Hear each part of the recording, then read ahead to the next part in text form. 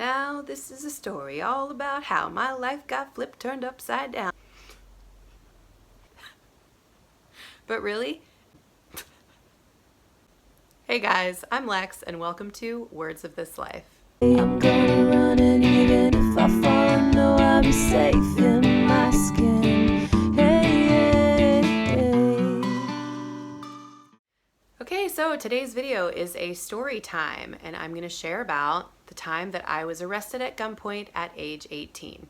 Now, disclaimer, I do not condone any of the things that I'm about to talk about in this video.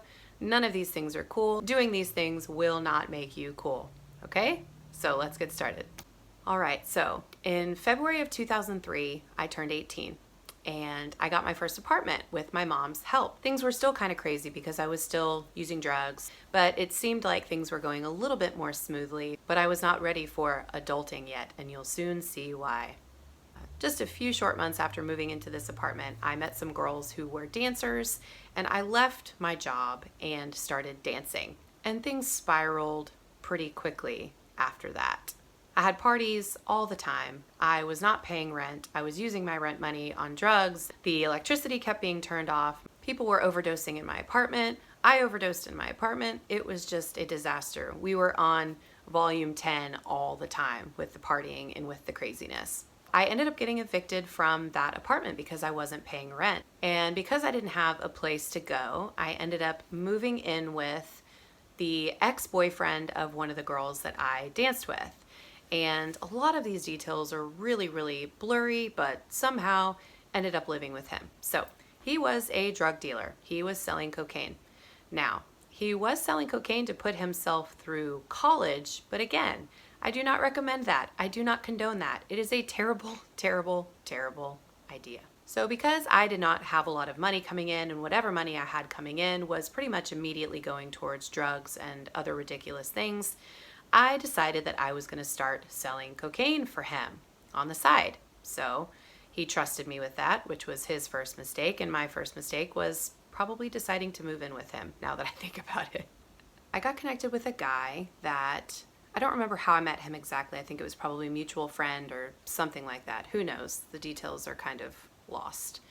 And he wanted to buy from me, not from the guy that I was selling for. And so on a number of different occasions, I met with him and sold him different things. We had lots of conversations about the things that I had done, the things that I was trying to do. I was essentially trying to become a successful drug dealer. And what I did not know was that he was an informant for the Tampa Narcotics Department. So he had been recording everything that I was saying. He had all of the details, all of the information on me that he needed. And on either the third or fourth time that I was supposed to sell to him, it was a huge setup. And there's a lot of things that I look back at over my life and I think that feels and looks like a scene from a movie. Did that actually happen? And yes, unfortunately, this did actually happen. I have the rap sheet and the 3 years of prison time to show for it, but it is very much like the scene from a movie. So I met him in a mall parking lot, wasn't feeling anxious, wasn't feeling like anything was gonna go down, was feeling pretty confident in myself actually, feeling kind of big and bad. Again, selling drugs is not cool. You must hear me say that. So I'm waiting for him and he pulls up next to me and he motions for me to come and get in his car. I roll down the window, I tell him to get in mine. He says, get in mine instead. So I had everything that I was gonna sell him in the center console of the car that I was driving, which I'll add was not my car. I did not have a car. I did not have a license. I drove everywhere with a suspended permit, not even a suspended license because I had never gotten a license. I had a permit and then within just a couple of months had it suspended and continued to drive that way for some very stupid reason. So I get out of the car and got into his car, had all the stuff with me. He opens it up, looks in the bag. The next thing I know, the door is flying open. I am yoked out of the car, tossed down on the ground, knee in my back, gun in the back of my head. They're screaming at me, put your hands behind your back. They're cuffing me and I'm thinking, what is happening? There were many more expletives though. So I was just totally blown away. What is happening right now? I noticed that when they pulled me out of the car, the guy that was in the driver's seat of his car ran. And I remember thinking, somebody needs to go after him. And then now that I know what I know about who he was, I'm like, of course nobody was going after him. They didn't care. They had surrounded me. There were 2 or 3 big black unmarked Suburbans that had driven up, surrounded the cars. I'm on the ground, face in the ground, hands behind my back. So they get me into the back of the cop car, and I have this super tough exterior thing going on. Like, I didn't care and I wasn't going to be fazed and whatever. But I really was terrified inside. I was 18. I had never been in trouble before except for stealing a pair of shoes from a Ross when I was 14. And so this was a whole new ball game for me. So the guy whose car that I had been in was the guy that I was living with, the one that I was selling for. And he was the dealer. And I think that they wanted him. They knew who he was. They started asking me questions about my boyfriend, where he was, what he was doing. Did he know that I was selling drugs? And guys, I completely took the fall. I said that he was a student, that he had no idea that this was happening, that he was innocent, that he didn't have anything to do with it. So they called him and said, we have your girlfriend in custody. You need to come over here. He was just a little ways down the road at school. So actually, after I made this delivery, I was supposed to go and pick him up after his classes, and we were just going to resume life as usual. But that did not happen because I got busted in the parking lot of a mall. So he gets a ride over there and they start asking him questions, and I can hear this conversation that they're having. I'm looking that direction, but of course I'm not allowed to say anything to him. And I hear the officer say something like, how did you get involved with such a troubled young woman, or something like that. And here I am, kind of proud in the moment to be playing Superman and protecting him. But when I heard him actually go along with what I was saying, I started to feel really upset. I don't know if I thought that he would defend me or if he would fess up, but when the officer was talking to him about what a trash person I was, essentially, he was just agreeing with him and saying, I don't know how I got involved with someone like this, blah, blah, blah. So I had this urge to kind of just shout out, it was him, I'll give you everything that you want to know. I just didn't do that. And sometimes I think, man, I really wish that I would have done things differently, but ultimately, me getting arrested for this and then getting put on probation and then getting arrested again is what sent me to prison. And prison is what set the track of my life in a completely different direction. So while I'm not excited about the dumb decisions that I made back then, I can see, okay, everything happened for a reason, and I am where I am today because of how everything snowballed from this point, and had really been snowballing already. So obviously I can't change any of that, but I do definitely cringe when I tell people this story because I just think, what was I thinking?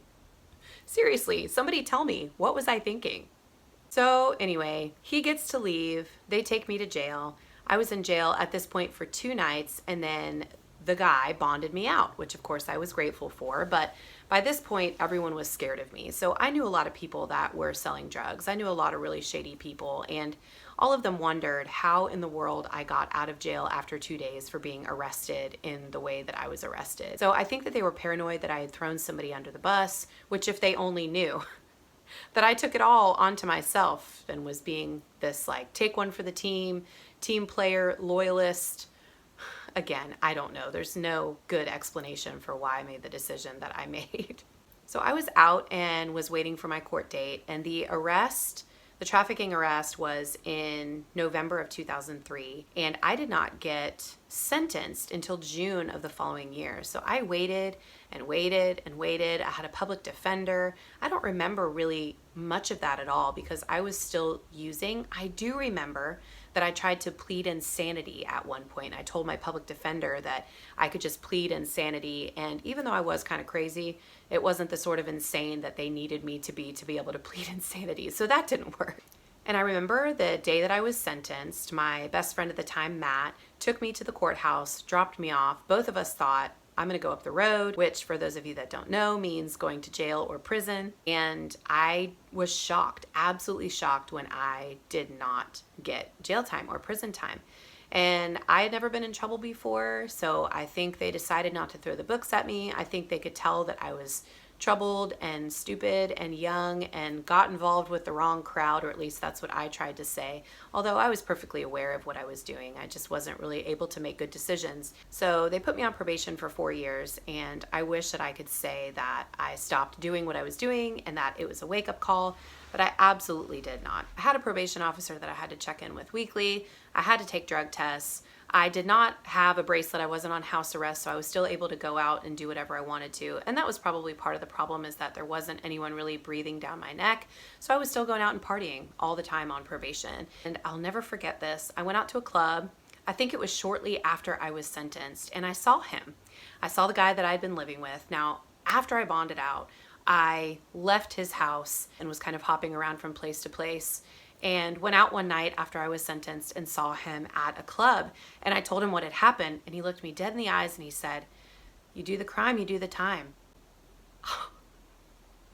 Oh man. And I just remember thinking, the audacity. No thank you, no anything.